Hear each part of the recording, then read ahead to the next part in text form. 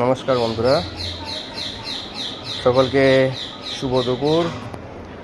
আমার এখানে এই অ্যালোভেরা গাছের যে টবটা দেখতে পাচ্ছ, ছোট্ট মতন, ছোট্ট একটা টব, সামান্য কুচকে টব দেখতে পাচ্ছ আমার হাতের সামনে, এক বেগুর টব। এর মধ্যে কোনো কোনো পেঁপে খেয়ে আমি পেঁপের বীজ ফেলেছিলাম, বুঝেছো?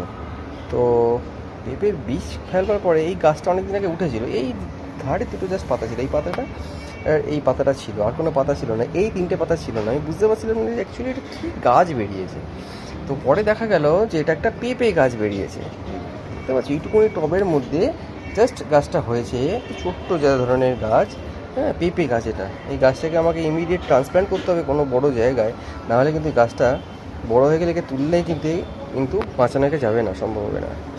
আর আমি তোমাদের দেখেছিলাম শিবরাত্রির দিন যে বেলটা আমরা বাবাকে চড়ানোর পর সেই বেল আমরা প্রসাদ হিসাবে নিয়েছিলাম, সেখান থেকে আমাদের একটা গাছ বেরিয়েছিল, যে গাছটা হচ্ছে এই গাছটা ছিল। তারপর থেকে দেখো এখানে একটা, দুটো, তিনটে, এখানে একটা, চারটে, পাঁচটা, ছটা, সাতটা, আটটা, নটা, 10টা, 11টা, এই একটা বেরোচ্ছে ছোট্ট, 12টা। এখানে এখনও বীজ পড়ে আছে, দেখতে পাচ্ছ সব।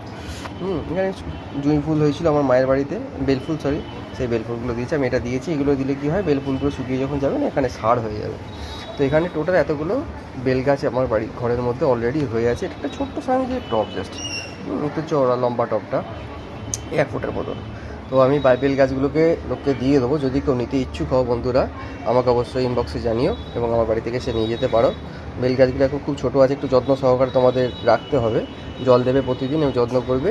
অবশ্যই বাবা ভোলে বাবার তোমরা আশীর্বাদ পাবে। বেল গাছ কিন্তু স্বয়ং ভোলে বাবার রূপ, জেনে রাখবে, বুঝেছো?